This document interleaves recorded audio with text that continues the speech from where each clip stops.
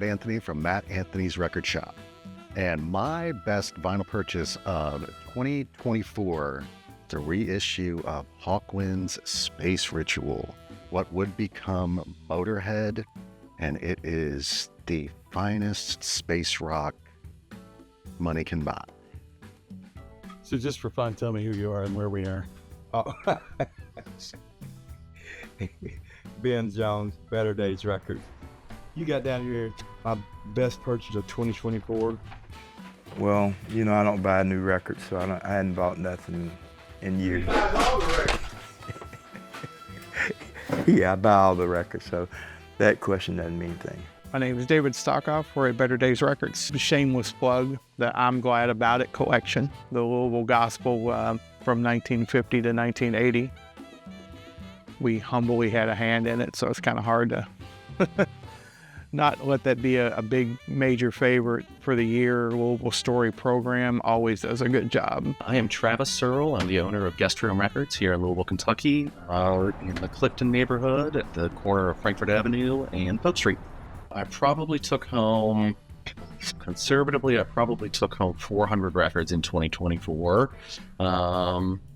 There were a bunch of good new releases. We really liked the Doechii Alligator Bites Never Heal. That was sort of a late favorite of everyone here. The Bliss and Madonna record is incredible. Mine is a more generalized one. I got very into disco singles this year.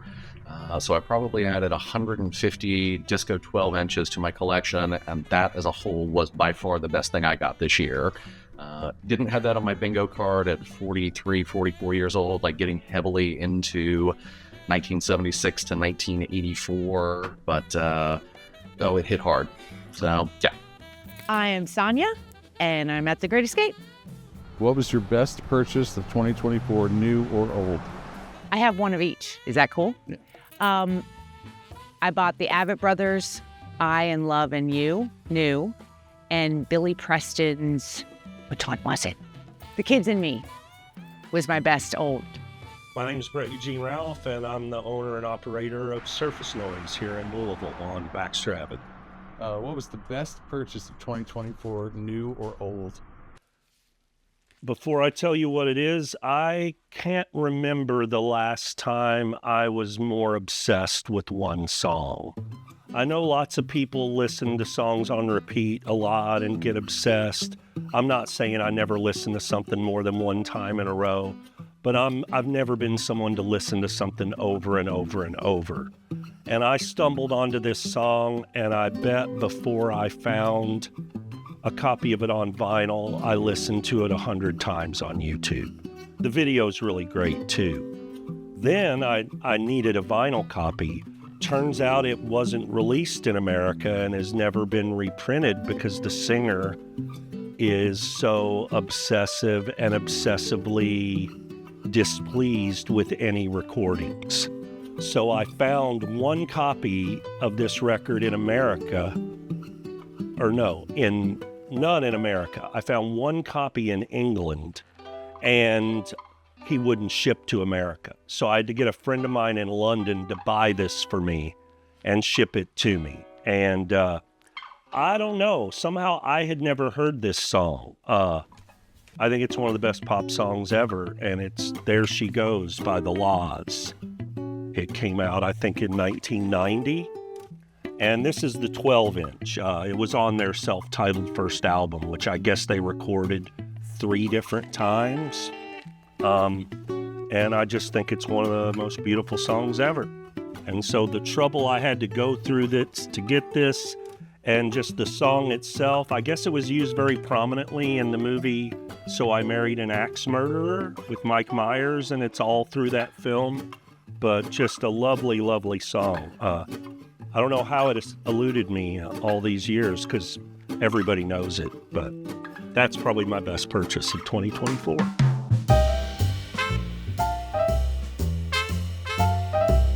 "50 years later, an album, the best album from 1974. I like Kool and the Gang, Light of Worlds. Jay Dilla took that whole record and made a million samples from it. So that's probably my go-to, most listened to record of 1974. Grateful Dead, from the Mars Hotel. Is that 74? Yeah, Okay. yeah. Very cool. I double checked. I picked for 1974 Willie Nelson's Atlantic debut, Phases and Stages, if only because that was the first album that officially launched sort of the Willie Nelson that we know and love. The best album from 1974 is Radio City by Big Star, featuring Alex Chilton, Chris Bell, and Jody Stevens. Alex Chilton's my all-time favorite guitar player and one of my favorite artists.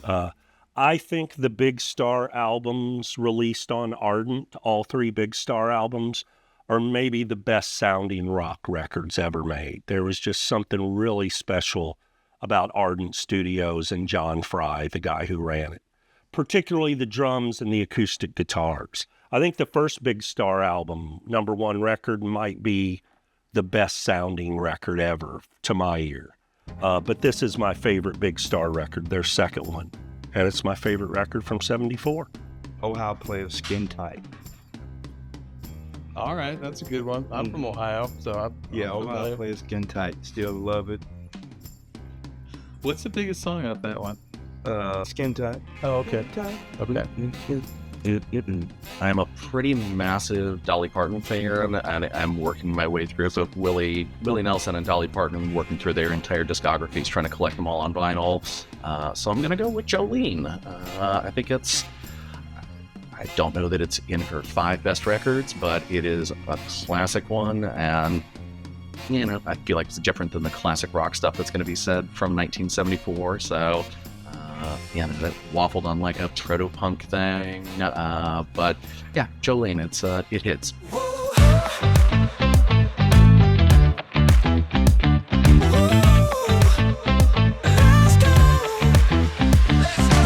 An album that defines a genre, nothing defines jazz rock fusion better than Bitches Brew, which Miles Davis created it single-handedly with these group of guys. Really started studio tricks, layering, editing from one long jam. And this is the best and first of the genre. King Crimson, The Court of the Crimson King, is one of the quintessential prog rock albums of all time. I put down Ziggy Stardust, Rise and Fall of Ziggy Stardust and the Spiders from Mars by David Bowie from 1972. I think it's the epitome of a glam record, for being a short-lived spin-off genre, but it checks all the boxes. It's a great start to finish. There's not a bad song on it. The press that came out a year or two ago for Record Store Day that was like sort of the alternate version that had 4 or 5 songs that didn't make the album, that one smokes too. But yeah, it's great. That was kind of hard for me, but I like Bootsy Collins. The Stretching Out album kind of defines what funk is. Okay. Especially if you want to turn anybody on to funk or talk about funk, you can always do Bootsy Collins, George Clinton, that world. I chose Pearl Jam 10. I could have gone Nirvana, but I'm a Pearl Jam fan over Nirvana. The genre-defining record that popped into my mind was Funky Kingston by Toots and the Maytals. Maybe my favorite reggae record. I mean, it might not be my favorite anymore, but it's the classic of the genre. Other than Bob Marley records, it was probably the first reggae record I owned, and it really holds up. It's just joyous music. To me, Toots is kind of like the James Brown or the Otis Redding of Jamaican music. There's something he seems more steeped in soul. He's got a little bit of a rougher voice, but he's just such a joyous performer. There's a great story about Toots. He was so dedicated to a positive mental attitude that he would not verbalize any negative sentiments in his songs. So when he covered a song, if there was anything in it that he thought was dark or negative, he would change it. And he made a record in Memphis with Booker T and the MGs, Toots in Memphis, or with a lot of Stax session people. And the song Knock on Wood by Eddie Floyd, he covered. And it says, It's like thunder, lightning. The way you love me is frightening. Well, frightening love is not something Toots could get down with. So when he sang it, he said, it's like thunder, lightning. The way you love me, I like it. So that's Toots, ceaselessly positive until the end.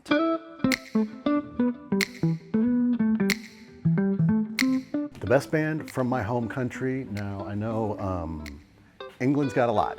I had to go through all the English bands. Yes. No, Motorhead is British, Black Sabbath's British, Led Zeppelin's British.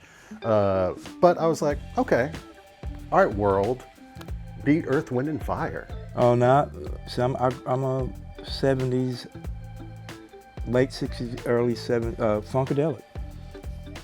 Parliament Funkadelic, that's, you know. This was probably the hardest question, I was asked.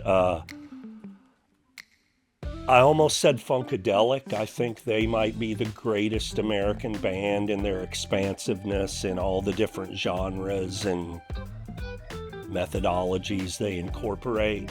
But I think Funhouse by the Stooges is the greatest rock record ever. I think it gave birth to punk rock.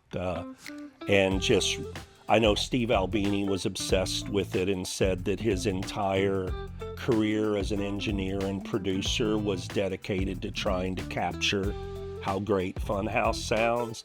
And so I got to go with the Stooges, even though I could have said Funkadelic, I could have said the Velvet Underground, I could have said Love, Devo, Sly and the Family Stone, but I'm going to go with the Stooges. I chose the Ramones. I'm going to go, the two American art forms, jazz and punk. It's sort of between that and the Ramones, set the table for everything that was going to come after it for, honestly, the last 50 years. So, yeah, the Ramones is my choice for that. It could be Kiss, it could be Tom Petty and the Heartbreakers, it could be Steely Dan, you can go all over the place. For me, because I think it's the last great, plenty rock bands, but the last what I would call rock and roll band, Creedence Clearwater Revival. Even though it was a short run, like most bands tend to be, just a couple years, but in those 3 years, like every album is gold, so. I think it's the Grateful Dead. And why do you think? Just their longevity, and I know so many bands have huge communities, but it's just never stopped, and it spirals off into so many other groups and bands. So to me, that's it for sure. How many times have you seen me? I lost count, but I think between 40 and 50. And that's counting Bob Weir with Rat Dog or Jerry Garcia Band, or, yeah.